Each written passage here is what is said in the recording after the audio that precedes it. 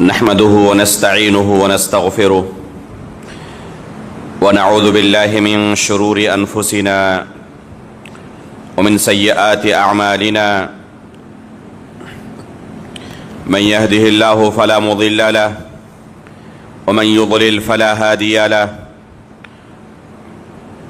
وأشهد أن لا إله إلا الله وحده لا شريك له وأشهد أن محمدًا عبده ورسوله يا أيها الذين آمنوا اتقوا الله حق تقاته ولا تموتن إلا وأنتم مسلمون يا أيها الناس اتقوا ربكم الذي خلقكم من نفس واحدة وخلق منها زوجها وبث منهما رجالا كثيرا ونساء واتقوا الله الذي تساءلون به والأرحام إن الله كان عليكم رقيبا يا أيها الذين آمنوا اتقوا الله وقولوا قولا سديدا يصلح لكم أعمالكم ويغفر لكم ذنوبكم ومن يطع الله ورسوله فقد فاز فوزا عظيما أما بعد فإن أصدق الحديث كتاب الله وأحسن الهدي هدي محمد صلى الله عليه وسلم وشر الأمور محدثاتها وكل محدثة بدعة وكل بدعة ضلالة وكل ضلالة في النار قال الله عز وجل وإن جاهداك على أن تشرك بي ما ليس لك به علم فلا تطعهما وصاحبهما في الدنيا معروفا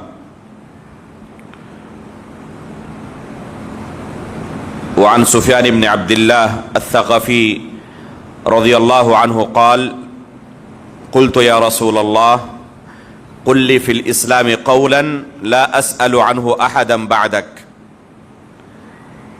قال قل آمنت بالله فاستقم محترم و مکرم حاضرین مجلس، بزرگان دین و ملت، عزیز دوستو اور پردہ نشین ماں و بہنوں، ہم اپنی دنیاوی زندگی میں قدم قدم پر کوشش کرتے ہیں کہ ہماری زندگی نفع بخش زندگی ہو۔ ہر قدم اٹھانے سے پہلے اس کے بارے میں حتی الامکان ہماری کوشش ہوتی ہے کہ یہ قدم ہمیں زندگی میں فائدہ پہنچائے، بعد میں افسوس کا سامنا نہ کرنا پڑے۔ اللہ رب العالمین نے مخلوق کے اندر ان کی فطرت میں یہ ڈال دیا ہے کہ وہ ہر وہ چیز جو اس کی زندگی میں نفع بخش ہے اسے حاصل کرنے کی کوشش کرتا ہے، اور جو اس کی زندگی کے لیے نقصان دہ ہے اس سے بچنے اور دور رہنے کی کوشش کرتا ہے۔ قرآن کریم میں اللہ رب العالمین کا ارشاد ہے سبح اسم ربک الاعلی الذی خلق فسوى والذی قدر فہدى۔ اللہ رب العالمین نے ان آیتوں کے اندر تخلیق کے بارے میں بیان کرتے ہوئے فرمایا الذی خلق فسوى والذی قدر فہدى، کہ اللہ رب العالمین نے مخلوقات کو پیدا کیا، انہیں بہترین سانچے میں ڈھالا، ان کے لیے تقدیر بھی لکھی اور انہیں ہدایت بھی عطا کی۔ یہ ہدایت اللہ رب العالمین نے مخلوق کی فطرت میں ڈال دیا ہے، اس لیے آپ ہر مخلوق کو دیکھیں گے کہ وہ ہر قدم اٹھانے سے پہلے اچھائی اور برائی کا فیصلہ کرتی ہے، جس کے اندر بھی اللہ رب العالمین نے کسی طرح کی اچھائی اور برائی کے اندر تمیز کی صلاحیت پیدا کی ہے، تو وہ کوئی ایسا قدم نہیں اٹھانا چاہتا جو اس کی زندگی کے لیے نقصان دہ ہو. اس لیے آپ کسی کو نہیں دیکھیں گے کہ اپنی روزمرہ کی زندگی میں کوئی ایسا قدم اٹھائے جو اس کی زندگی کو ختم کرنے والی ہو. چاقو سے اپنا ہاتھ کاٹ رہا ہو نہیں دیکھیں گے آپ کسی کو. جانتا ہے کہ اگر اپنا ہاتھ کاٹے گا تو اسے سخت تکلیفوں کا سامنا کرنا پڑے گا، چاہے اللہ رب العالمین پر اس کا ایمان ہو یا نہ ہو. اللہ رب العالمین نے عقل کی نعمت سے اسے نوازا ہے، جانتا ہے کہ اس قدم کو اٹھانے سے فائدہ ہوگا، اس قدم کو اٹھانے سے نقصان ہوگا. تو جو فائدے مند چیزیں ہیں اسے وہ انجام دیتا ہے، روزانہ کھاتا ہے، جانتا ہے کہ اگر کھانا پینا چھوڑ دے تو اس کی طبیعت بگڑ جائے گی، وہ بیمار ہو جائے گا. روزانہ اچھا خاصا وقت سوتا ہے، 5 سے 6 گھنٹہ 7 گھنٹہ تک، حالانکہ وہ ایک ایک منٹ کا حساب رکھتا ہے، اور کوئی اس سے 10 منٹ مانگ لے تو اپنا 10 منٹ بھی کسی کو دینا نہیں چاہتا. اس کے لیے 10 منٹ بڑے قیمتی ہیں، لیکن روزانہ 6-7 گھنٹہ سونے میں برباد کر دیتا ہے. اسے تکلیف نہیں ہوتی. کیوں؟ وہ جانتا ہے کہ اگر نہیں سوئے گا تو اسے سخت مصیبتوں کا سامنا کرنا پڑے گا، بیمار پڑ جائے گا. اگر وہ تجارت سے جڑا ہوا ہے، جتنے ریٹ میں کوئی سامان خریدتا ہے اس سے زیادہ میں بیچتا ہے. 100 روپے کا سامان خرید کر دنیا کے کسی شخص کو نہیں پائیں گے کہ 50 میں بیچ دے، کیونکہ جانتا ہے کہ اس کا نقصان ہوگا. تو اللہ تعالیٰ نے اسے عقل دی ہے، اسی عقل کے مطابق وہ اپنا ہر قدم اٹھاتا ہے. کوئی شخص اپنی عملی زندگی میں ایسا قدم نہیں اٹھاتا جو اسے نقصان پہنچائے. اسی چیز کو اسے تھوڑا اور آگے اللہ رب العالمین نے جو اسے عقل کی نعمت سے نوازا ہے اور ساتھ میں اسلام کی دولت سے بھی مالا مال کیا ہے، وہ یہ عقیدہ رکھتا ہے کہ یہ زندگی ہماری آخری زندگی نہیں ہے، بلکہ ہمیں موت کے بعد دوبارہ اٹھایا جائے گا اور اللہ رب العالمین کے سامنے اپنے اعمال کا حساب دینا ہوگا. جنت ہوگی، جہنم اور دیگر مراحل سے ایک انسان آخرت میں گزرنے والا ہے. ان تمام چیزوں پر جب اس کا عقیدہ ہے تو اسے ہر اس قدم کو اٹھانے سے پہلے سوچنا چاہیے کہ یہ قدم ہمارا آخرت کے لیے فائدہ مند ہے یا نقصان دہ ہے. جس طرح دنیاوی زندگی کے بارے میں ہر قدم اٹھانے سے پہلے وہ سوچتا ہے کہ یہ قدم ہمارا فائدہ مند ہے یا نقصان دہ ہے، اس سے کہیں زیادہ اسے اس بارے میں سوچنا چاہیے کہ آخرت میں یہ قدم ہمیں فائدہ پہنچائے گا یا نقصان دے گا. دنیا میں بہت سارے موقعوں پر وہ دوسروں کو ٹھگ کر ہو سکتا ہے کہ حرام طریقے سے کما کر ہو سکتا ہے کہ امیر ہو جائے، لیکن جیسے یہ دنیاوی زندگی ختم ہوگی، آخرت میں اسے یقین ہونا چاہیے کہ اس قدم سے سخت خسارہ ہوگا، نقصان ہوگا. تو وہ شخص جیسے دنیاوی زندگی میں ایسا کوئی قدم نہیں اٹھاتا جس کا مستقبل میں اسے یقین ہے کہ سخت نقصان کا سامنا ہوگا. کوئی ایسی کمپنی ہو جس کے بارے میں اسے پورا یقین ہو کہ اس کمپنی میں پیسہ لگانے کا نتیجہ کیا ہوگا کہ چند سالوں کے بعد یہ کمپنی ڈوب جائے گی، ہم کنگال ہو جائیں گے. کوئی شخص اس میں پیسہ لگائے گا؟ نہیں لگائے گا. تو مستقبل کا سوچ کر انسان ابھی وہ کیا کرتا ہے، اس کی تیاری کرتا ہے، قدم اٹھاتا ہے. جس میں مستقبل میں خطرہ ہو نقصان کا تو وہ قدم نہیں اٹھاتا. تو آخرت کے بارے میں جب اسے یقین ہے کہ اللہ رب العالمین کے پاس ہمیں حاضر ہونا ہے، اپنے اعمال کا حساب دینا ہے، اور اسی بنا پر ہماری آخرت کے مراحل طے ہوں گے، جنت اور جہنم کا دار و مدار اسی پر ہے، تو اسے اس بارے میں زیادہ سوچنے کی ضرورت ہے کہ اس قدم کا آخرت میں نتیجہ کیا ہوگا. اللہ کے رسول صلی اللہ علیہ وسلم سے سفیان بن عبداللہ الثقفی رضی اللہ تعالیٰ عنہ نے آ کر پوچھا، اللہ کے رسول مجھے ایک ایسی بات بتا دیں اسلام کے اندر کہ آپ کے بعد مجھے کسی دوسرے کو پوچھنے کی ضرورت ہی نہ پڑے. اللہ کے رسول صلی اللہ علیہ وسلم نے ایک اصول و ضابطہ انہیں سمجھایا. نہایت ہی مختصر اللہ کے رسول نے نصیحت کی. اگر اس نصیحت کو ہم اپنی زندگی میں نافذ کر دیں تو ہماری زندگی سنور جائے گی، آخرت بھی سنور جائے گی۔ اللہ کے رسول صلی اللہ علیہ وسلم نے فرمایا قل آمنت باللہ فاستقم، تم یہ کہو کہ میرا اللہ رب العالمین پر ایمان ہے، میں اللہ رب العالمین پر ایمان لایا، اور پھر اسی پر جم جاؤ، چاہے دنیا کچھ بھی ہو جائے اس سے ٹس سے مس مت ہونا، اس سے ہٹنے کے بارے میں کبھی سوچنا بھی مت۔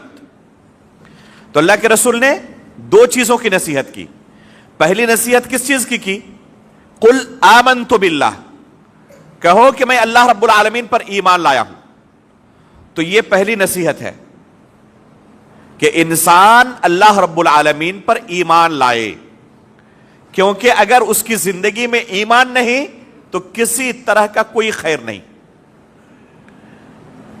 تمام طرح کی نعمتیں اس کی زندگی میں ہو، ایمان کی نعمت نہ ہو، اس کی زندگی کے اندر کوئی خیر نہیں۔ ہر طرح کے نیک عمل کے اندر بڑھ چڑھ کر حصہ لینے والا ہو، لوگوں کی خدمت کرنے میں، بیواؤں کی، بے سہارا کی مدد کرنے میں، مظلوموں کی مدد کرنے میں، مہمان نوازی میں، ہر طرح کے خیر کے اعمال میں سب سے پہلے رہنے والا ہو، لیکن بس توحید سے اور ایمان سے وہ شخص تہی دست ہو، تو اس کی زندگی میں کوئی خیر نہیں ہے۔ یہ تمام نیک اعمال اسے آخرت میں نجات دلانے والے نہیں ہیں۔ توحید اور ایمان جو ہے، جیسے جسم کے اندر روح نہ ہو تو پورے جسم کی کوئی قیمت نہیں، اسی طرح تمام اعمال میں اگر بنیادی چیز ایمان نہ ہو، توحید نہ ہو، تو ان تمام نیک اعمال کی کوئی حیثیت نہیں، اللہ رب العالمین کے پاس ان کی کوئی قیمت نہیں۔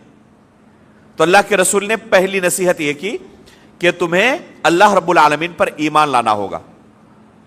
صحیح دین کیا ہے اس کی تلاش و جستجو تمہاری زندگی میں ہونی چاہیے۔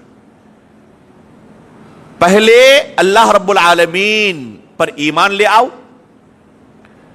کیونکہ اس کے بغیر نجات ممکن نہیں، اور جب تمہیں صحیح دین مل گیا، اللہ رب العالمین پر ایمان لے آئے، تو اب ادھر ادھر بھٹکنے کی کوشش مت کرنا، اس دین پر جمے رہو۔ اس راستے پر چلتے ہوئے بہت ساری مصیبتیں آئیں گی، لوگ ادھر ادھر تمہیں بھٹکانے کی کوشش کریں گے، اس دین پر جمے رہنا آسان نہیں ہوگا، لیکن ہمیشہ ایک نصیحت پر عمل کرنا کہ ان تمام مصیبتوں سے کسی طرح اپنے آپ کو جھیلنے کی طاقت پیدا کر لینا، لیکن اس ایمان سے، اس دین سے کمپرومائز مت کرنا۔ یہ اللہ کے رسول صلی اللہ علیہ وسلم کی وصیت تھی سفیان ابن عبداللہ الثقفی رضی اللہ تعالیٰ عنہ کو۔ صحابہ اکرام کی زندگی کا آپ مطالعہ کریں۔ اللہ کے رسول صلی اللہ علیہ وسلم نے جب مکہ والوں کے درمیان اسلام کا پرچار شروع کیا تو جو لوگ اسلام قبول کرتے تھے وہ ہاتھ پر آگ کا انگارہ لینے کے مترادف تھا، اللہ کے رسول صلی اللہ علیہ وسلم کی دعوت پر لبیک کہنا اپنے جان کو جوخم ڈالنے کے مترادف تھا۔ وہ اپنی آنکھوں سے دیکھ رہے تھے کہ جو بھی اللہ کے رسول پر ایمان لاتا ہے ان کے ساتھ قوم کے لوگ کیا کرتے ہیں۔ جن لوگوں نے ایمان لایا، قوم کے لوگوں نے انہیں ہر طریقے سے ستانا شروع کیا، جو بھی طریقے انہیں سمجھ میں آتے تھے کہ اس طریقے سے ہم انہیں دوبارہ اپنے دین کی طرف پھیر سکتے ہیں، انہوں نے آزمایا، کوشش کی۔ سعد بن ابی وقاص رضی اللہ تعالی عنہ ان صحابہ اکرام میں سے ہے جنہوں نے سب سے پہلے رسول اللہ صلی اللہ علیہ وسلم کے اس دین پر ایمان لایا اور اللہ کے رسول کی دعوت پر لبیک کہا۔ یہ السابقون الاولون میں سے ہے، عشرہ مبشرہ بالجنہ میں سے ہے۔ جب انہوں نے اسلام قبول کر لیا تو ان کی والدہ بھوک ہڑتال پر بیٹھ گئی، جب تک یہ دین اسلام نہیں چھوڑو گے تب تک میں کچھ کھانے والی نہیں۔ آخر کون سا ایسا بیٹا ہوگا جس کو اپنی والدہ سے محبت نہیں ہوگی؟ وہ یہ سوچ رہی تھی کہ اس طریقے سے جب مجھے وہ بھوک سے تڑپتا ہوا دیکھے گا تو بیٹے کا دل پسیج جائے گا، نرم پڑ جائے گا، اور بالآخر وہ یہ دین اسلام چھوڑ دے گا۔ کھانا پینا ترک کر دیا۔ ایک دن گزر گیا، دوسرا دن گزر گیا، سعد رضی اللہ تعالیٰ عنہ اپنی والدہ کو منانے کی کوشش کرتے رہے لیکن کسی صورت میں والدہ کھانے کے لیے تیار نہیں۔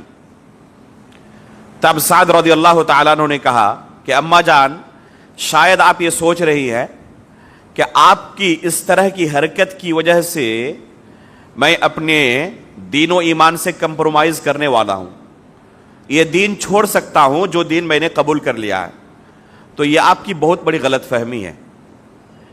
اس وجہ سے کہ آپ میری والدہ ہے اور کھانا پینا چھوڑنے کی وجہ سے آپ کی جان جا سکتی ہے، میں دین اسلام سے دستبردار ہو جاؤں، یہ کبھی نہیں ہو سکتا۔ یہ تو بس ایک جان ہے آپ کی، 100 جانیں بھی اگر آپ کے پاس ہوتی اور 100 مرتبہ اس طرح سے میں اپنی آنکھوں کے سامنے دیکھتا کہ والدہ کی جان جا رہی ہے، مر رہی ہے، اس کے باوجود میں ٹس سے مس نہیں ہوتا۔ ممکن ہی نہیں ہے کہ جو دین میں نے قبول کر لیا ہے، جو نعمت مجھے مل چکی ہے، اس نعمت سے دستبردار ہونے کے بارے میں سوچ بھی سکوں۔ جب والدہ نے دیکھ لیا کہ کسی بھی صورت میں اپنے بیٹے کو دین سے پھیرنا اب ممکن نہیں ہے، تو پھر اس نے اپنا ہتھ کنڈا بدل لیا۔ اے صحابہ اکرام، ہر طرح کی مصیبتوں سے گزرے، جذباتی طور پر انہیں ٹارچر کیا گیا، جسمانی طور پر ٹارچر کیا گیا، مالی طور پر ٹارچر کیا گیا، تمام طرح کی مصیبتوں کو انہوں نے جھیل لیا، لیکن عقیدے و ایمان سے، دین اسلام سے کسی بھی صورت میں کمپرومائز کرنے کا انہوں نے سوچا بھی نہیں۔ ان کے دل میں خیال بھی پیدا نہیں ہوا کہ ان تمام لوگوں کو ناراض کر کے، اپنے ہی والدین کو، رشتہ داروں کو، دوست و احباب کو، بیوی بچوں کو ناراض کر کے ہمیں کیا مل جائے گا؟ لیکن کبھی بھی نہیں۔ جو ایمان کی دولت مل چکی ہے، اس سے دستبردار ہو جائے ممکن نہیں ہے، اور یہ ہر اس شخص کے ساتھ ہوگا جس کو اس توحید کی نعمت کا احساس ہو جائے گا کہ توحید کی نعمت جو ہمیں ملی ہوئی ہے، یہ آخر کون سی نعمت ہے؟ دنیا کی نعمتوں کے پیچھے بھاگتے ہوئے آج ہم کتنے لوگوں کو دیکھ رہے ہیں کہ توحید کی نعمت سے دستبردار ہو رہے ہیں اور دنیا کی نعمتوں کے حصول کے لیے دین اسلام ترک کر کے دوسرا دین قبول کر رہے ہیں۔ ایسے لوگوں کو اگر توحید کی نعمت کا پتہ ہوتا کہ یہ کتنی بڑی دولت ہے تو کبھی سوچ بھی نہیں سکتے تھے۔ اگر کسی شخص کو کہا جائے کہ آپ کو دنیا کی یہ نعمت دیں گے، یہ نعمت دیں گے، یہ نعمت دیں گے، بس اس کے بدلے آپ کو چھوٹا سا کام کرنا پڑے گا، وہ پوچھے کیا؟ تو بس اس کے بدلے ہم آپ کو گولی مار دیں گے، قبول کرے گا وہ؟ کہ آپ کو بس اپنی جان سے ہاتھ دھونا پڑے گا اور باقی ہم آپ کو بہت کچھ نواز دیں گے؟ وہ کہے گا کہ جب جان ہی چلی گئی تو ان تمام چیزوں کو لے کر میں کیا کروں گا؟ یہ تمام نعمتیں اگر جان چلی جائے تو میری زندگی کے اندر کوئی حیثیت رکھتی ہے؟ ان تمام نعمتوں کی کوئی قیمت نہیں۔ اگر مان لیں کہ آپ کسی بلڈنگ میں ہیں، آپ کو خبر ملے کہ اس بلڈنگ میں آگ لگ چکی ہے اور چند سیکنڈوں کے اندر یا چند منٹوں کے اندر یہ آگ ہم تک بھی پہنچ جائے گی اور ہم بھی ہو سکتا ہے کہ اس آگ کے شکار ہو جائے، اس وقت ہر کوئی کیا کرے گا؟ کسی کشتی میں سوار ہے اور اسے خبر ملی کہ اب یہ کشتی ڈوبنے والی ہے، پلین میں ہے اور اسے احساس ہو جائے کہ یہ پلین اب کریش ہونے والا ہے۔ ابھی ہوا احمد آباد کے اندر، آپ نے دیکھا جتنے لوگ تھے سب کے سب مارے گئے سوائے ایک بندے کے. اس وقت فرض کر لیں کہ آپ اس پلین کے اندر سوار ہو, آپ کی کیفیت کیا ہوگی؟ آپ پلین میں سفر کر رہے ہیں, بہت سارے اہم ڈاکومنٹس آپ کے پاس ہیں, روپیے پیسے ہوں گے, موبائل ہوگا, آئی پیڈ ہوگا, کمپیوٹر ہوگا, لیپ ٹاپ ہوگا, کیش ہوگا, پاسپورٹ ہوگا, بہت سارے اہم ڈاکومنٹس ہوں گے, بہت ساری چیزوں کے اہم چیزوں کے ساتھ آپ سفر کر رہے ہیں. اب آپ کو احساس ہوا کہ 1-2 منٹ کا وقت ہے بس میرے پاس, اور یہ پلان کسی بھی وقت کرش ہو سکتا ہے اور سب کے سب جل کے راکھ ہو جائیں گے. اس وقت آپ ان تمام چیزوں کو سمیٹنے کے لیے وقت ضائع کریں گے یا کسی طرح اپنے آپ کو بچانے کی کوشش کریں گے؟ ظاہر سی بات ہے کہ اگر عقل مند ہے, پاگل نہیں ہو گیا ہے, تو وہ تمام چیزوں کو چھوڑ کر کسی بھی طرح سے وہ کوشش کرے گا کہ اپنے آپ کو بچا لے. یہ تمام چیزیں دوبارہ حاصل ہو سکتی ہیں, لیکن جان ہی اگر چلی گئی اور یہ تمام چیزیں ہم بچا بھی لیے تو ان چیزوں کی کوئی حیثیت رہے گی ہمارے پاس؟ جان جانے کے بعد ان چیزوں کی کیا حیثیت ہے؟ اس لیے ہر کوئی کیا کرے گا؟ ایسے موقع پر پہلی کوشش ہوگی اپنے آپ کو کسی طرح بچا لے, اس کے علاوہ اس کے پاس کچھ نہیں دکھائی دے گا. میرے بھائیوں, توحید کی نعمت اس سے کہیں زیادہ ہے. اگر ہمارے پاس دنیا میں کوئی مصیبت آئے, یہاں تک کہ جان بھی چلی جائے, تو اس کو تو برداشت کیا جا سکتا ہے, لیکن توحید سے دستبردار ہونا, اس خسارے کو برداشت نہیں کیا جا سکتا. ایک دن ہمیں مرنا ہی ہے یا نہیں ہے؟ کوئی شخص اپنے آپ کو موت سے بچا سکتا ہے؟ ممکن ہے کہ موت سے اپنے آپ کو ہم بچا لیں؟ کچھ لوگوں نے کوشش بھی کی اس دنیا میں, کچھ لوگوں نے کوشش بھی کی کہ ہمیں نہیں مرنا ہے. آخری بندہ جس کے بارے میں بہت زیادہ مشہور ہوا اسٹیفن ہاکنگ تھے. کورونا کے زمانے میں وفات ہوئی, بہت زیادہ مشہور ہوا اس وقت. یہ اسٹیفن ہاکنگ بہت بڑے سائنٹسٹ تھے. بہت پہلے ڈاکٹروں نے ان کو کہہ دیا تھا کہ چند مہینے کی بس آپ کی زندگی ہے, آپ کا پورا جسم کیا ہو رہا ہے؟ آہستہ آہستہ ڈیمیج ہو رہا ہے, ختم ہو رہا ہے, اور چند مہینوں کے اندر وفات ہو جائے گی. بڑا سائنٹسٹ تھا, اس نے عزم کر لیا کہ مجھے مرنا نہیں ہے. چنانچہ ایک ایسا کمپیوٹر تیار کیا, جس نے بھی اس کی تصویر دیکھی ہوگی, آپ گوگل کریں, اسٹیفن ہاکنگ لکھے, اس کی جو تصویر آپ کو ملے گی, آپ دیکھیں گے کہ اس کے سامنے وہ کرسی پر بیٹھا ہوا ہے اور اس کے سامنے ایک اسکرین ہے. ایک ایسا کمپیوٹر تیار کیا تھا جس کمپیوٹر کو آنکھوں کے اشارے سے وہ آپریٹ کرتا تھا.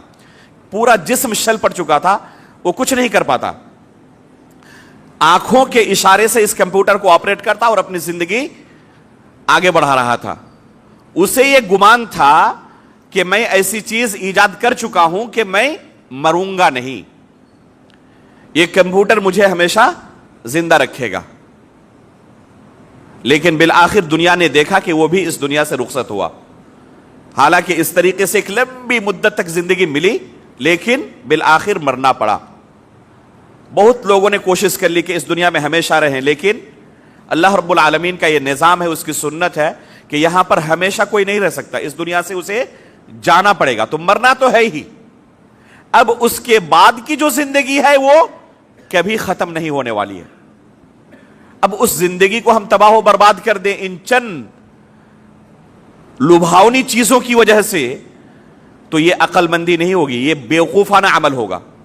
جیسے کوئی شخص اپنی زندگی بچانے کے لیے ان تمام چیزوں کو سمیٹتا رہے, ان چیزوں کو تو کسی طرح بچا لیا لیکن اس کی جان چلی گئی, تو لوگ کہیں گے بڑا بیوقوف تھا, ان چیزوں کو سمیٹنے کے چکر میں اپنا جان گنوا بیٹھا. دنیا کے اندر کوئی بھی آپ کام نقصان سے اپنے آپ کو بچانے کے لیے جو کرتے ہیں, ان نقصانات میں سب سے بڑا نقصان آپ کو کیا ہو سکتا ہے؟ جیسے آپ کھانا پینا روزانہ کھاتے ہیں, کھانا پینا نہیں چھوڑتے, کیوں؟ بیمار پڑ جائیں گے. صبح سے شام تک ڈیوٹی کرتے رہتے ہیں, اگر نہیں کمائیں گے تو کھائیں گے کیا؟ آپ جیسے بیمار پڑتے ہیں فوراً علاج کرتے ہیں, کیونکہ اس سے جان جا سکتی ہے. روزانہ سوتے ہیں, کس لیے؟ تاکہ بیمار نہ پڑ جائیں. تو جن مصیبتوں سے اپنے آپ کو بچانے کے لیے سب کچھ کرتے ہیں, ان تمام چیزوں کے نہ کرنے سے آپ کو کون سی مصیبت آ سکتی ہے؟ زیادہ سے زیادہ یہ ہوگا کہ آپ کی جان چلی جائے گی، اس سے بڑی مصیبت تو نہیں ہو سکتی نا۔ لیکن اگر آخرت میں جنت نہ ملے، جہنم جانا پڑے، تو یہ مصیبت برداشت کی جا سکتی ہے؟ توحید سے دستبردار ہونا، ایمان اور عقیدے سے دستبردار ہونا، اس سے کمپرومائز کر لینے کا مطلب آپ سمجھ رہے ہیں؟ اس سے کمپرومائز کرنے کا اور دستبردار ہونے کا مطلب ہے کہ ہمیشہ ہمیشہ کے لیے جہنم کی آگ میں جلنا قبول کر لیا ہم نے۔ صحابہ اکرام اچھی طرح جانتے تھے، جو اللہ کے رسول صلی اللہ علیہ وسلم کے ہاتھ پر اسلام قبول کرتے تھے، کہ ہمیں ایسی دولت مل چکی اب کہ اللہ رب العالمین کی جنت سے اب محروم نہیں ہو سکتے ہم۔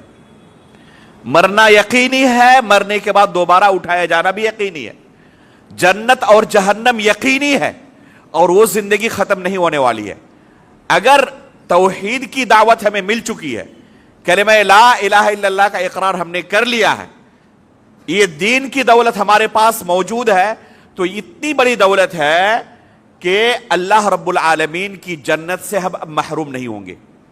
لیکن اس سے اگر دستبردار ہو گئے، کوئی ایسا عمل کر لیا جس سے توحید ختم ہو جائے، جس سے دین اسلام سے ہم نکل جائیں، تو اس کا نقصان یہ ہوگا کہ ہمیشہ ہمیشہ جہنم میں رہنا پڑے گا، اور یہ خسارہ قابل برداشت نہیں ہے۔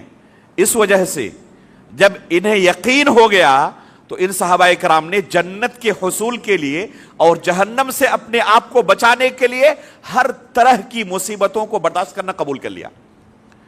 ان کے سینے کے اوپر پتھر رکھے گئے، تپتی گرمی میں انہیں لٹا دیا جاتا اور انہیں ہر طرح سے ٹارچر کیا جاتا، صرف یہ قبول کروانے کے لیے کہ کسی طرح دین اسلام سے پھر جاؤ، اپنا پرانا دین دوبارہ قبول کر لو۔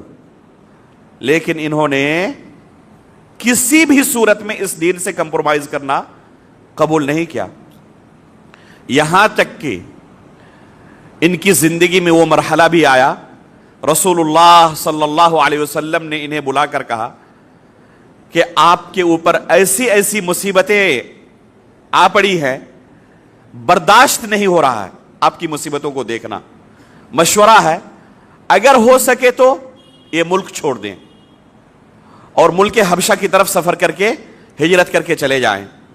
وہاں ایک بادشاہ ہے جس کے بارے میں ہم نے سنا ہے کہ وہاں پر کسی کے ساتھ ظلم نہیں کیا جاتا، امن و امان کے ساتھ، آزادی کے ساتھ اس دین پر ٹکے رہنا آپ کے لیے ممکن ہو جائے گا۔ وہاں آپ کو کوئی اس توحید کی نعمت سے دستبردار ہونے کے لیے ٹارچر نہیں کرے گا۔ ان صحابہ کرام نے صرف اس توحید کی حفاظت کے لیے، دین و ایمان کی حفاظت کے لیے سب کچھ چھوڑنا گوارا کر لیا، اپنے بال بچوں کو چھوڑا، والدین کو چھوڑا، مال و متاع کو چھوڑا، گھر بار چھوڑا، سب کچھ چھوڑا، اور اس کے لیے ملک حبشہ کی طرف نکل پڑے، صرف دین کی حفاظت کے لیے کہ اس دین سے کمپرومائز نہ کرنا پڑے، سب کچھ چھوڑنا برداشت کر لیا، اور وہ بھی ایک ایسے ملک کی طرف نکل پڑے جہاں تک پہنچ بھی پائیں گے کوئی یقین نہیں، اس لیے کہ سفر دریائی سفر ہے۔ اس زمانے میں آج کی طرح یہ بڑی بڑی جہازیں نہیں ہوتی تھیں، کشتیاں نہیں ہوتی تھی، نہ ان کے پاس اتنا پیسہ ہی تھا کہ کوئی بہت اہم سواری کا انتظام کر سکیں اور امن و امان کے ساتھ پہنچ جائیں۔ چھوٹی سی کشتی، وہ بھی سمندر کے اندر، اللہ رب العالمین کا نام لے کر سوار ہو گئے۔ آپ جانتے ہیں ابو موسیٰ اشعری رضی اللہ تعالیٰ عنہ اور ان کا قافلہ وہ آئے تھے قبیلہ اشعار سے اللہ کے رسول کے پاس مدینہ پہنچنے کے لیے، لیکن کیا ہوا، ان کی کشتی مدینہ نہ پہنچ کر کہاں پہنچ گئی؟ ملک حبشہ پہنچ گئی۔ وہ حبشہ نہیں جانے کے لیے اس کشتی پر سوار ہوئے تھے، لیکن چھوٹی سی کشتی کب کس طرف چلا جائے کوئی ٹھیک نہیں۔ اس کے باوجود ان صحابہ کرام نے ان تمام چیزوں کو نظر انداز کر کے اپنے دین و ایمان کی حفاظت کے لیے اس چھوٹی سی کشتی میں سوار ہونا قبول کر لیا۔ اللہ رب العالمین نے انہیں ملک حبشہ تک پہنچایا۔ یہ مکہ والے پھر بھی ان کا پیچھا نہیں چھوڑے، وہاں تک پہنچ گئے اور وہاں کے بادشاہ کو پھر دوبارہ رجھانے کی کوشش کی کہ ان لوگوں کو ہمارے سپرد کر جایا۔ بالآخر وہاں پر ان کو امن و امان حاصل ہوا اور اپنے دین کی انہوں نے اس طرح حفاظت کی۔ جو لوگ مکہ میں موجود رہے ان کو ہر طرح کی مصیبتوں کا سامنا رہا۔ عمار بن یاسر رضی اللہ تعالیٰ عنہ کا واقعہ پڑھے آپ، اللہ کے رسول صلی اللہ علیہ وسلم گزر رہے ہیں اور دیکھ رہے ہیں کہ مکہ والے قریش کے لوگ انہیں اور ان کے گھرانے کو ہر طریقے سے ٹارچر کر رہے ہیں، یہاں تک کہ ان کو زندہ ان کے آنکھوں کے سامنے ان کی والدہ کو اور ان کے بال بچوں کو قتل کر دیا گیا۔ اللہ کے رسول صلی اللہ علیہ وسلم نے گزرتے ہوئے کہا صبرن یا آل یاسر، صبرن یا آل یاسر فإن موعدکم الجنہ، اے یاسر کے گھرانے والے صبر کرتے رہو، اس دین سے کمپرومائز مت کرنا، بس اپنے توحید کی حفاظت کر لینا، اس کو برداشت کر لینا، تمہارا ٹھکانہ جنت ہے، تمہارے ساتھ وعدہ رہا کہ تمہیں اس کے بدلے جنت ملنے والی ہے۔ تو اگر کسی کو یقین ہو جائے کہ یہ توحید کی نعمت کتنی بڑی نعمت ہے تو کبھی وہ سوچ بھی نہیں سکتا کہ اس توحید سے کمپرومائز کر لیں، اس دین سے کمپرومائز کر لیں۔ آج جو ہم اخبارات میں اور سوشل میڈیا میں روزانہ یہ سنتے رہتے ہیں، دیکھتے رہتے ہیں کہ فلاں شخص نے اسلام چھوڑ کر کوئی دوسرا دھرم قبول کر لیا، تو یہ سب کس وجہ سے ہے؟ ان لوگوں کو توحید کی نعمت کا، دین کی نعمت کا احساس ہی نہیں ہے۔ اگر حقیقت میں انہیں پتا چل جاتا کہ توحید کی نعمت کتنی بڑی نعمت ہے تو یہ سوچ بھی نہیں سکتے اس توحید کی نعمت کو چھوڑنے کے لیے۔ صحابہ اکرام کو کفار مکہ پکڑ لیتے اور کہتے، جیسے کہ زید بن الدثنہ رضی اللہ تعالیٰ عنہ کا واقعہ صحیح بخاری کے اندر موجود ہے، قتل کرنے سے پہلے، اسی طرح خبیب رضی اللہ تعالیٰ عنہ کا بھی قصہ صحیح بخاری کے اندر موجود ہے، زید بن الدثنہ رضی اللہ تعالیٰ عنہ سے کہا مکہ والوں نے کہ بس آپ یہ اپنی زبان سے ادا کر دیں کہ جہاں میں کھڑا ہوں وہاں اللہ کے رسول کو کھڑا کر دیا جائے، ہم حقیقت میں کھڑا نہیں کریں گے، بس قبول کر لیں آپ تو ہم آپ کو چھوڑ دیں گے۔ تو کیا جواب دیا انہوں نے؟ یہ تو بہت بڑا مطالبہ آپ کی طرف سے ہو گیا کہ ہم جہاں پر کھڑے ہیں، یعنی ہمیں قتل کیا جا رہا ہے تو ہمیں قتل نہ کر کے اللہ کے رسول صلی اللہ علیہ وسلم کو قتل کر دیا جائے۔ یہ تو بہت بڑی بات آپ نے کہہ دی، ہم یہ بھی برداشت نہیں کر سکتے کہ ہم اپنے گھر میں امن و امان کے ساتھ رہیں اور رسول اللہ صلی اللہ علیہ وسلم کے پیر میں کانٹا بھی چبھ جائے۔ صحابہ اکرام کوئی بھی ایسا قدم اٹھانے کے بارے میں سوچ تک نہیں سکتے تھے جس سے دین اسلام سے کمپرومائز کرنا پڑے۔ اس لیے میرے بھائیوں، آپ کو جو یہ دین کی نعمت ملی ہوئی ہے، اس نعمت کی اہمیت کو سمجھیں، اس کی قدر و منزلت کو سمجھیں کہ کتنی بڑی نعمت ملی ہوئی ہے۔ اولاً ہم نے کہا سب سے پہلی آپ کی کوشش ہونی چاہیے کہ صحیح دین ہمیں ملے، اور جب صحیح دین مل جائے تو اس پر جمے رہیں، جیسے کہ اللہ کے رسول نے سفیان بن عبداللہ ثقفی رضی اللہ تعالیٰ عنہ کو کہا قل آمنت باللہ فاستقم، یہ پہلا تمہارا مرحلہ ہے کہ اللہ رب العالمین پر ایمان لاؤ۔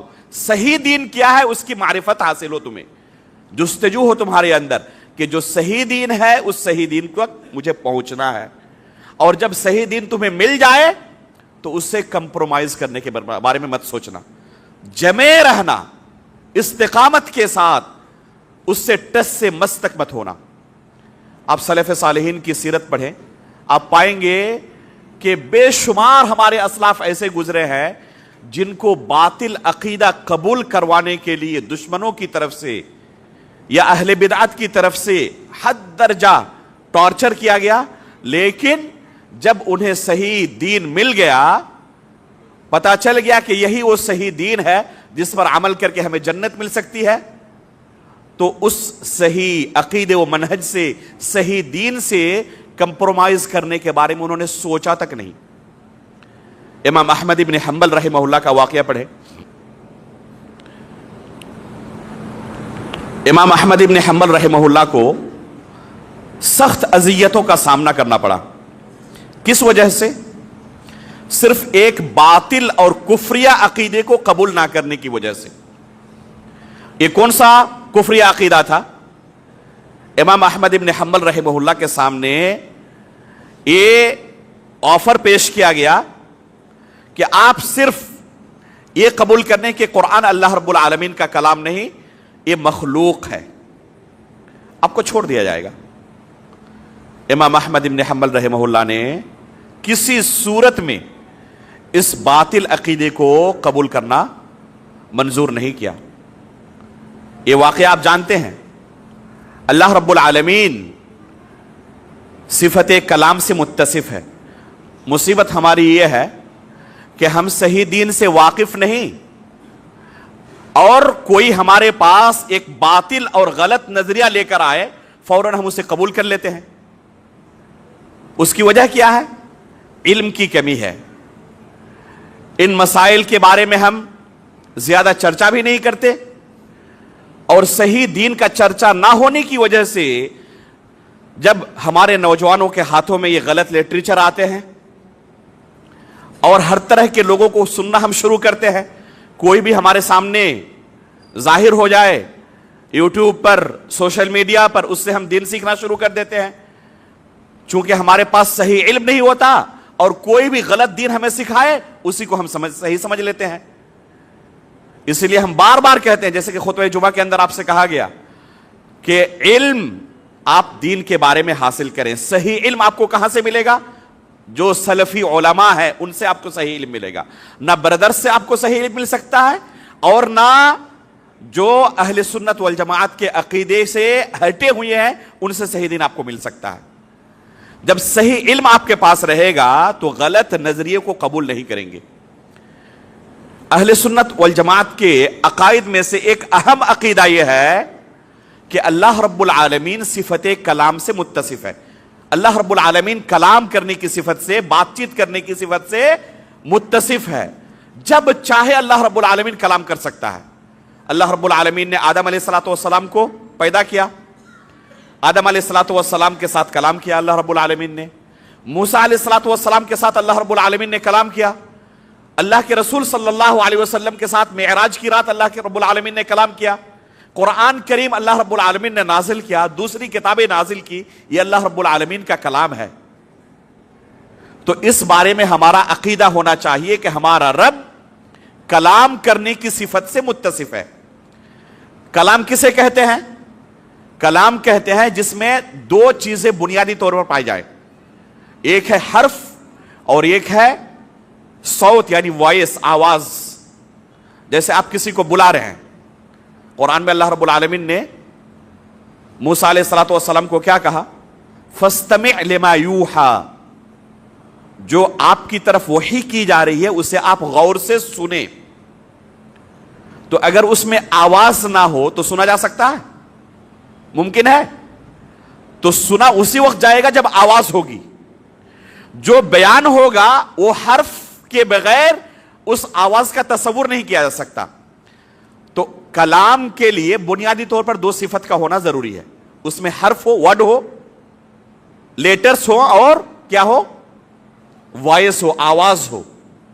اہل سنت والجماعت کا یہ متفق عقیدہ ہے کہ ہمارا پروردگار رب العالمین کلام کرنے کی صفت سے متصف ہے۔ اس امت کے اندر یہ بدعت کہ اللہ رب العالمین کلام نہیں کرتا،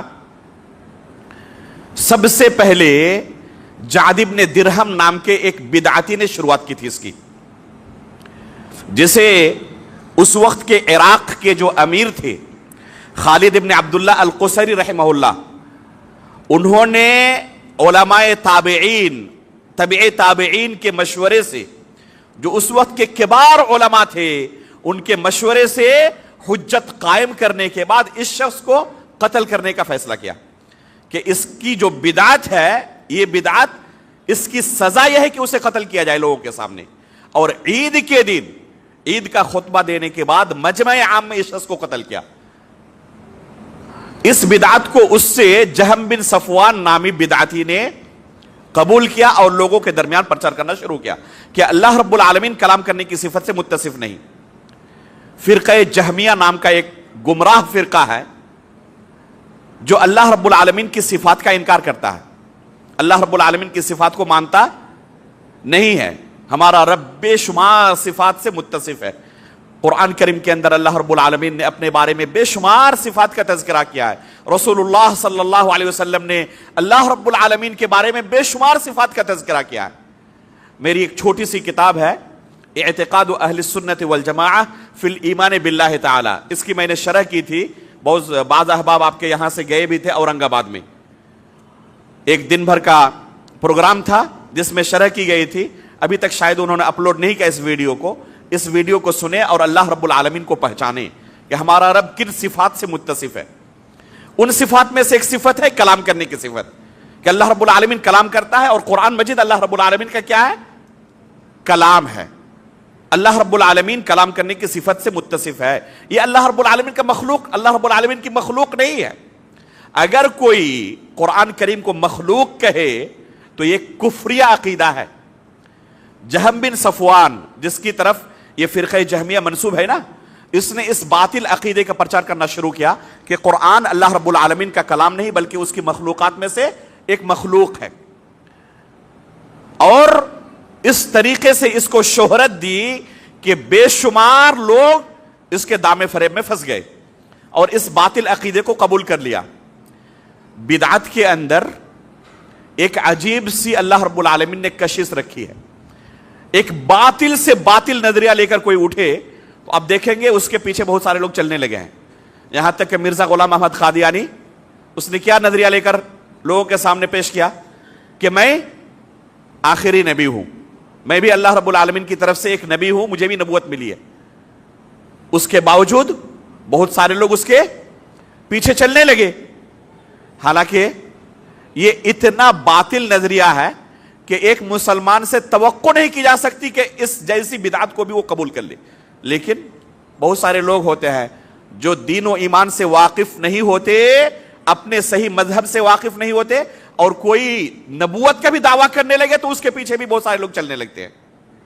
یہاں تک کہ اللہ کے رسول صلی اللہ علیہ وسلم نے دجال کے بارے میں ذکر کیا، اس کی صفات بے شمار بیان کی، یہاں تک کہ اس کی پیشانی پر کیا لکھا ہوگا؟ کافر لکھا ہوگا۔ اس کی صفت اللہ کے رسول نے بیان کی کہ اس کی دو آنکھوں میں سے ایک آنکھ کیا ہوگی؟ فاسد ہوگی، اور ایک آنکھ صحیح ہوگی۔ اتنی تمام صفات بیان کرنے کے باوجود بھی اللہ کے رسول صلی اللہ علیہ وسلم کیا فرماتے ہیں؟ من سمع بالدجال فلینأ عنہ، اگر کوئی سن لینا کہ دجال کا ظہور ہو چکا ہے تو اس سے دور رہے، اس کے قریب نہ جائے۔ 3 مرتبہ اللہ کے رسول نے یہ جملہ دہرایا، اس کی بے شمار صفات بیان کی تاکہ لوگ پہچان جائیں، اور اس کے بعد یہ بھی نصیحت کی کہ جب سن لے کے ظاہر ہو چکا ہے تو اسے دیکھنے کے لیے نہ جائے۔ بعض لوگوں کی عادت ہوتی ہے کوئی بھی چیز دیکھے سنے فوراً لپکتا ہے دیکھنے کے لیے، ذرا دیکھ کے آئیں۔ اللہ کے رسول صلی اللہ علیہ وسلم آگے کیا فرماتے ہیں؟ یحسب الرجل انہ مؤمن، بعض لوگوں کو یہ گمان ہوگا اپنے بارے میں کہ میں تو بڑا پکا سچا مؤمن بندہ ہوں، میرا ایمان بڑا قوی ہے۔ اللہ کے رسول فرماتے ہیں اس طرح خوش فہمی میں مبتلا ہو کر کچھ لوگ جائیں گے دجال کو دیکھنے کے لیے۔ 3 مرتبہ نصیحت کی کہ دور رہنا اس سے، اور کچھ لوگ خوش فہمی میں مبتلا ہو کر کیا ہوں گے؟ دجال کو دیکھنے جائیں گے۔ رسول اللہ صلی اللہ علیہ وسلم فرماتے ہیں کہ یہ بندہ جو خوش فہمی میں مبتلا ہے نا کہ میں تو بڑا پکا ایمان والا ہوں، میں کیسے گمراہ ہو سکتا ہوں، اللہ کے رسول فرماتے ہیں کہ جب دیکھنے جائے گا دجال کو تو اس کے شبہات کو دیکھنے کے بعد اسی کی پارٹی کا ایک ممبر ہوگا۔ یہ کتنی بڑی نصیحت اللہ کے رسول صلی اللہ علیہ وسلم کی کہ اپنے دین و ایمان کی حفاظت کرنا چاہتے ہو تو اس طرح کے فتنوں سے دور رہو۔ سنن ابی داؤد کی روایت، اللہ کے رسول فرماتے ہیں ان السعید لمن جنب الفتن، کہ وہ شخص بڑا خوش نصیب ہے، سعادت مند ہے جو فتنوں سے دور ہے۔ جو جتنا زیادہ دور ہے فتنوں سے وہ اتنا زیادہ سعادت مند ہے، اپنے ایمان کے تعلق سے سیف ہے، محفوظ ہے۔ تو یہ بدعت جب شروع ہوئی جہم بن صفوان کی طرف سے، حد درجہ اس کا پرچار کیا گیا تو بہت سارے لوگوں نے اس بدعت کو قبول کر لیا۔ حالانکہ یہ زمانہ کون سا تھا؟ یہ 2 صدی ہجری ہے، ابھی امام بخاری، امام مسلم، ابو داؤد، ترمذی، نسائی وغیرہ ابھی دنیا میں نہیں آئے ہیں۔ اس وقت جہم بن صفوان نے یہ بدعت شروع کی تھی۔ اس خیر القرون کے دور میں بہت سارے لوگوں نے اس بدعت کو قبول کر لیا، اور آج کے زمانے کے لوگ جو اپنے صحیح دین سے بھی واقف نہیں ہے ان بدعتیوں کو پڑھیں گے जमात इस्लामी के मौलाना मौदूदी के लिटरेचर्स पढ़ेंगे जो कदम कदम पर दीन की गलत तावीर करते हैं, इंजीनियर अली मिर्जा को सुनेंगे, डॉक्टर असरार अहमद को सुनेंगे, अपने दिन की हिफाजत कर लेंगे। जिन्हें सही अकायद के बारे में इल्म नहीं है तो वो गलत अकायद और नजरियात से अपने आप की हिफाजत कर लेंगे। बहुत मुश्किल है। बेशुमार बिदातें आपके अंदर दाखिल हो जाएंगी और आप यही सोचेंगे कि मैं सही दीन पर हूं।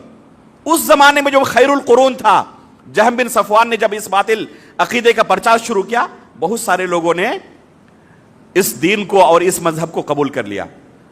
उसके बाद बिश्र इब्न गियास अल मरीसी, जो हकीकत में एक यहूदी था, उसने बहुत बड़े पैमाने पर इस बातिल अकीदे का प्रचार शुरू किया कि कुरान अल्लाह रब्बुल आलमीन का कलाम नहीं। क्या है ये मखलूक है। यहां तक के बादशाह और वज़ारा, जो मंत्री वगैरह थे, वहां तक इस शख्स की रसाई हो गई और हुक्मरान तबके के अंदर इस बिदअत को दाखिल करने में कामयाब हो गया। बिश्र इब्न गियास अल मरीसी हुक्मरान तबके तक रसाई हासिल कर ली और उनके अंदर भी इस बिदअत को दाखिल करने में कामयाब हो गया। उस जमाने में खलीफा अबू जाफर अब्दुल्ला बिन हारून अर रशीद मुसलमानों के खलीफा थे। इस बिदअत को अबू जाफर अब्दुल्ला बिन हारून अर रशीद के ज़हनो दिमाग में भी दाखिल करने में कामयाबी हासिल कर ली और कहा कि अब लोगों का इम्तिहान लें, जो इस अकीदे को कबूल करे बस वही मुसलमान है, और जो इस अकीदे को कबूल ना करे उसे सख्त से सख्त सजा दी जाए। चुनांचे लोगों का इम्तिहान शुरू हुआ। इमाम अहमद इब्न हम्बल रहमहुल्लाह बगदाद में थे। बगदाद के उस वक्त के गवर्नर थे इसहाक इब्न इब्राहिम अल खुज़ाई। लेटर लिखा बादशाह ने कि बगदाद के जो उलमा हैं इनका इम्तिहान लेना शुरू करें। जो इस अकीदे को तस्लीम करे कि कुरान अल्लाह रब्बुल आलमीन का कलाम नहीं मखलूक है, उसे छोड़ दिया जाए। जो तस्लीम ना करे उसे सख्त से सख्त सजा दी जाए। लोगों का इम्तिहान लेना शुरू हुआ। जो भी कबूल नहीं करता सख्त से सख्त सजाएं दी गई। यहां तक कि पूरे बगदाद में कोई नहीं बचा जो इस अकीदे को कबूल ना करे। सजा से बचने के लिए यहां पर एक अहम मसला भी बयान कर दूं कि अगर कोई शख्स जान बचाने की खातिर कलमे कुफ्र को अपनी जबान से अदा कर ले और उसका दिल ईमान पर मुतमईन हो, तो सिर्फ जान बचाने के लिए अगर कलमे कुफ्र को अदा किया है और दिल बिल्कुल ईमान पर मुतमईन है तो इससे वो काफिर नहीं हो जाएगा। कुरान में अल्लाह रब्बुल आलमीन ने जिक्र किया है इल्ला मन उक्रिह व क़ल्बुहु मुतमइन्नुम बिल ईमान, कि अगर कोई मजबूर कर दिया जाए कलमे कुफ्र अदा करने पर और उसका दिल ईमान पर मुतमईन हो तो इससे वो काफिर नहीं हो जाता। इस रुखसत को हासिल करते हुए बहुत सारे उलमा ने अपनी जान बचाई और इस कलमे कुफ्र को अदा करके किसी तरह नजात हासिल की। आखिर में 4 लोग बच गए बगदाद के अंदर। इमाम अहमद इब्न हम्बल रहमहुल्लाह, मोहम्मद इब्न नूह, अबू सईद अल क़वारीरी और अबुल हसन अस-सज्जादा। इन लोगों ने इनकार कर दिया कि हम ये कलमे कुफ्र अपनी ज़बान से अदा नहीं कर सकते। इन लोगों को सख्त से सख्त सजा दी गई। बाद में 2 लोग बर्दाश्त नहीं कर सके, अबुल हसन अल क़वारीरी और अबू सईद अल क़वारीरी और अबुल हसन अस-सज्जादा। इन 2 ने एक्सेप्ट कर लिया, अपनी जान बचा ली। मोहम्मद इब्न नूह और इमाम अहमद इब्न हम्बल डटे रहे, किसी सूरत में इस कलमे कुफ्र को अदा करना कबूल नहीं किया। पूरी उम्मत इमाम अहमद इब्न हम्बल रहमहुल्लाह की तरफ देख रही है कि इमाम अहमद इब्न हम्बल क्या रुख इख्तियार करते हैं। इमाम अहमद इब्न हम्बल देख रहे हैं कि अगर मैं इस कलमे कुफ्र को अदा कर लूं तो मेरे पीछे एक जमात है, एक उम्मत है, ये सब के सब गुमराह हो जाएंगे। किसी तरह कोई कंप्रोमाइज नहीं की, जमे रहे इस दीन इस्लाम पर और सलफी अकीदे पर। किसी सूरत में अपनी जबान से इस कलमे कुफ्र को अदा करना कबूल नहीं किया। इमाम अहमद इब्न हम्बल रहमहुल्लाह को ऐसी ऐसी सजा दी गई और इतना मारा गया, जल्लाद मारते मारते थक जाता और कहता कि अभी आराम करके दोबारा मारने आऊंगा, अब जिस्म में ताकत नहीं है कि तुम्हें मारूं। मुअर्रिखीन ने लिखा है कि जो इमाम अहमद इब्न हम्बल को सजा दी गई, अगर किसी हाथी को इस तरह सजा दी जाती तो वो भी बर्दाश्त नहीं कर पाता। لیکن امام احمد بن حنبل رحمہ اللہ ان تمام سزاؤں کو برداشت کرتے رہے، اپنے اس صحیح دین سے، صحیح عقیدے سے کمپرومائز کرنا قبول نہیں کیا، ڈٹے رہے۔ بالآخر محمد بن نوح اور امام احمد بن حنبل رحمہ اللہ کو بادشاہ کے دربار میں بھیجنے کی تیاری ہوئی۔ محمد بن نوح کی راستے میں وفات ہو گئی، امام احمد بن حنبل اکیلے بچے، بیڑیوں کے اندر جکڑے ہوئے ہیں اور بادشاہ کی طرف لے جائے جا رہے ہیں، اور راستے میں دعا کر رہے ہیں کہ اللہ اس بادشاہ کا چہرہ مجھے مت دکھانا۔ راستے میں خبر ملتی ہے خلیفہ ابو جعفر وفات پا چکے، پھر وہیں سے امام احمد بن حنبل کو دوبارہ بغداد بھیج دیا جاتا۔ اس کے بعد دو خلیفے کا زمانہ آتا ہے اور دونوں اسی باطل عقیدے پر، واثق باللہ اور معتصم باللہ، دونوں اسی باطل عقیدے پر قائم رہتے ہیں، اور امام احمد بن حنبل رحمہ اللہ سلاخوں کے اندر رہتے ہیں اور سزائیں برداشت کرتے رہتے ہیں۔ بالآخر متوکل رحمہ اللہ کے ہاتھوں جب وہ خلیفہ بنے، سنت کا بول بالا ہوا اور امام احمد بن حنبل رحمہ اللہ سے یہ پابندی ہٹائی گئی اور انہیں آزادی ملی، اور پھر سنت کا بول بالا ہوا۔ خلاصہ یہ کہ ہمارے ان اسلاف نے ہر طرح کی سزاؤں کو برداشت کرنا قبول کر لیا، لیکن صحیح عقیدے سے، صحیح منہج سے کمپرومائز کرنا گوارا نہیں کیا۔ میرے بھائیو، آج بھی ہمارے ساتھ حالات اس طرح کے آ سکتے ہیں جب آپ کو یقین ہو گیا کہ یہی صحیح دین ہے، یہی صحیح منہج ہے، اور اسی دین پر چلتے ہوئے ہمیں جنت مل سکتی ہے۔ قل آمنت باللہ، جیسے اللہ کے رسول نے فرمایا تھا سفیان بن عبداللہ ثقفی کو کہ کہو کہ میں ایمان لایا ہوں، اور پھر اس پر جمے رہو۔ اسی نصیحت پر آپ بھی عمل کریں۔ پہلے تو تحقیق کریں کہ جو چیز آپ کو دین کے نام پہ سکھائی جا رہی ہے، یہ حقیقت میں وہی دین ہے جو اللہ کے رسول نے اپنے صحابہ کو سکھایا تھا، یا دین کے نام پر آپ کو بیوقوف بنایا جا رہا ہے، کوئی آپ کو الو بنا رہا ہے، دین کے نام پر کوئی آپ کا بلیک میل کر رہا ہے۔ ایسے تمام بلیک میلر سے اپنے دین کی حفاظت کریں۔ صرف ان لوگوں کے راستے پر چلیں جن کے راستے پر چلنے سے نجات مل سکتی ہے، اور یہ سلف صالحین کا طریقہ ہے۔ اللہ کے رسول نے اپنے صحابہ کو جو دین سکھایا تھا اسی دین پر چل کر صرف نجات مل سکتی ہے۔ تو جو سلف صالحین کے منہج پر قائم ہو اور وہی دین آپ کو سکھاتے ہو جو صحابہ اکرام کا دین تھا، تو ان کے منہج پر چلتے رہیں اور ڈٹے